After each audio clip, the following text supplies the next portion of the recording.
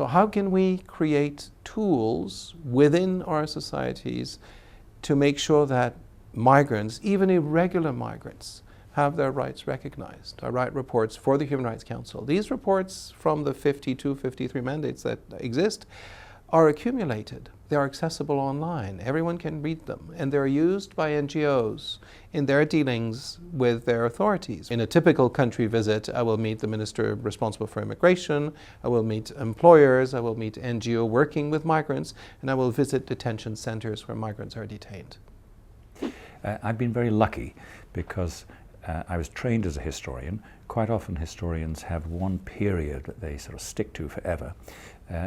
But just as I was leaving university and going to graduate school, I discovered social science. So I ask social science questions about historical materials, and I sometimes find that social science doesn't have enough history, so I go back and forth. But it means I've been able to change the subjects that I've done at various times. So I've written a great deal about states, state formation, both in the past and more recently, and quite a lot in recent years about nationalism and the fall of empires. About 8 years ago, I became Associate Dean of Science, academic. And as part of that job, I sit around talking to people in the different departments in science a lot, including the chairs. And often they would ask me what I do, and I said, well, I'm a compiler developer. And they say, oh, well, that's very nice. What languages? And I would say, oh, Java, Aspect-J, and then they weren't at all interested. And that actually got me thinking, okay, what are the languages that the scientists and the engineers are using, and what are we doing to help them on the compiler front? And that's really how I started working on the language MATLAB, because that's what they're using. I think it's important for more computer scientists to become fellows of the Royal Society, because as a new discipline, it's underrepresented. So it's very good that there are more computer scientists, and they can help shape the future of the society and the direction of science in Canada. All of my research has been devoted to Canadian literature, the history of Canadian literature, the teaching of Canadian literature, the way in which Canadian literature has been manufactured, disseminated, published, the way in which government infrastructures interact with the production of Canadian literature. So really, I guess if you had to put it in a nutshell, I'd say that my main concern is with literary value in Canada and the way it has been constructed, the forces that have contributed to the evolution of value in Canadian literature, and the way in which Canadian literature has been received by the public, really over the last 2 centuries. At about 20 nanometers. What we do is we make these very simple molecules that we have encoded, and they make a structure. So a simple molecule might make a rod, or it might make a square or a cube on a molecular level. We then use those structures to grow another structure. So it's a little bit like we're making muffin tins, and then we grow something in those muffin tins. Those things that we grow are nanomaterials, and we apply those to many applications in biological sciences, physical sciences, neurosciences. We have a tremendous responsibility to reinvent those processes so that they are as pollution-free or as pollution benign as possible. So that's a personal aspect.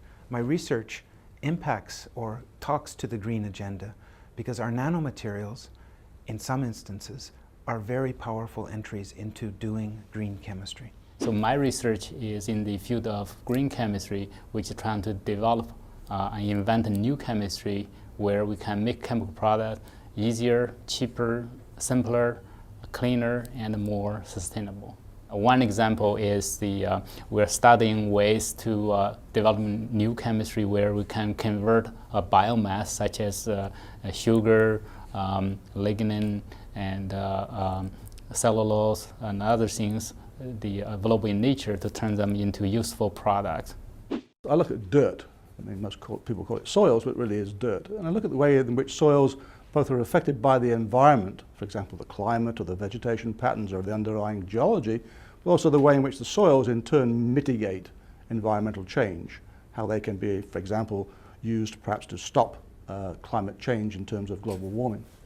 In today's 7 billion world, the food production and availability of food to the population is one of the main concern. So I work in terms of enhancement of heat and mass transfer applicable to biological systems to conserve food. That's one of the key aspects. And then also the membrane technology, how we can keep food longer. And I'm fortunate to be connected very much with Asia as well as North-South like Brazil, and also now more with African countries.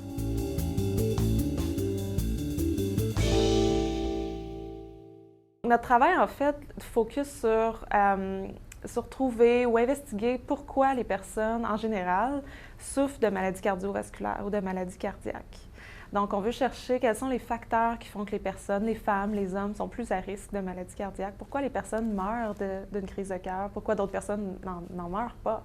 Donc, on cherche sur quoi on peut intervenir pour améliorer leur pronostic puis faire en sorte que ces personnes-là, finalement, ne souffrent pas de maladies cardiaques ou en tout cas en meurent pas. Receiving the Alice Wilson Award from the Royal Society of Canada was, first of all, really an honor. Like a little tap dans le dos to tell you, you know, keep going, you're doing a great job. Right at the beginning of your career, it's amazing. The focus of my research is the genetics of aging. So what we're trying to do is to study mutants that are either long-lived or short-lived, and by understanding how they achieve long or short life, to understand basic principles of why organisms age and what's happening during aging. So we're studying these animals, finding out how the gene is modified, and manipulating the gene to understand how the change of gene X is actually bringing about a physiological change that allows long lifespan.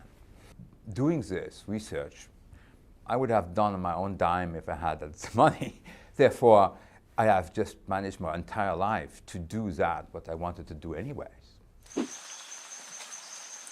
Le fil conducteur de ma recherche, c'est vraiment un intérêt pour la biologie des changements climatiques, c'est-à-dire de quelle façon les changements dans la concentration de carbone dans l'atmosphère et les changements de température affectent la biosphère, mais dans mon cas, c'est surtout les plantes. Alors, dans les années plus récemment, j'ai travaillé beaucoup sur la forêt tropicale. Et ce qui m'intéresse, c'est de voir de quelle façon on peut ralentir le déboisement dans les tropiques et se servir de ça comme une forme d'atténuation pour les changements climatiques. Alors, la recherche de mon groupe d'étudiants porte tout autant sur les mesures du carbone de la forêt tropicale comme sur les façons dont on peut appuyer les communautés et les gouvernements des pays en voie de développement pour réduire le déboisement. So one of the things we do as physicists is we try to understand all the extremes that matter can be put to. So there are people who study what happens when you reach the coldest cold temperatures that we can achieve. And I'm on the opposite end, we're trying to understand what happens when you reach the hottest hot temperatures that can be achieved. Well, right now we're actually in a very good position in my field of research because we have a large new experiment which is just turned on, which is the Large Hadron Collider at CERN. And since they can achieve a higher energy and since they have more sophisticated and comprehensive detectors, then they're in a position to tell us a lot of things that we couldn't have learned with the existing facilities. And that program is just at the beginning. So I'm expecting that next 10 years there should be a lot of fresh, good new data, pushing us in new directions, giving us something to try to understand.